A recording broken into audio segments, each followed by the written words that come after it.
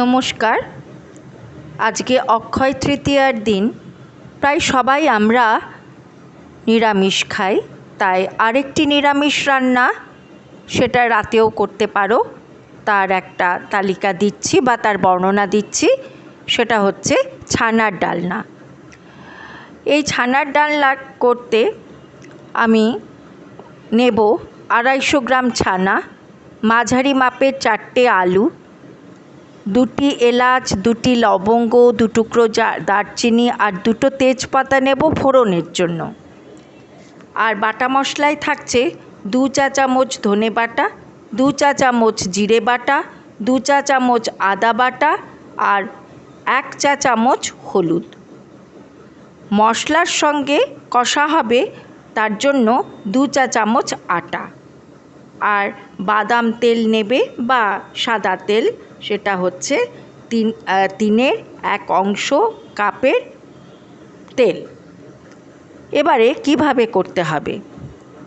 ঘরে করা ছানা হলে ঢিলে করে ন্যাকড়ায় বেঁধে শিল চাপা দিয়ে কয়েক মিনিট রাখো, বেশি জলটা বেরিয়ে যাক। তারপর তুলে নিয়ে ন্যাকড়ার বাঁধন খুলে একটা ধারালো ছুরি দিয়ে চাকা চাকা করে কেটে তারপর ছানাগুলোকে চৌকো করে কেটে নাও।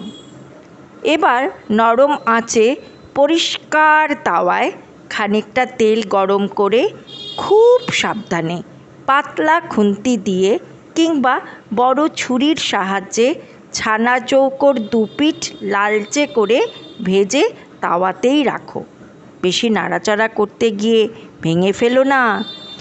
এবার বাকি তেল কড়াইতে চড়িয়ে আগে তেজপাতা, গরম মশলা ফোড়ন দিয়ে ডুমো করে কাটা আলু ছাড়ো। আধ ভাজা হলে হলুদ আর অন্য বাটা মশলা আর আটা দিয়ে ভালো করে কষো।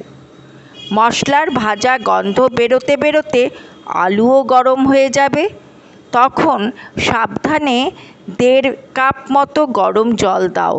ফুটে উঠলে খুব যত্ন করে ছানার চৌকোগুলো ডালনার ওপরে ছেড়ে মিনিট 3 পরে নামিয়ে নাও। ঘরের ছানা এইভাবে করা যায়। আজকালকার দিনে পনির পাওয়া যায়।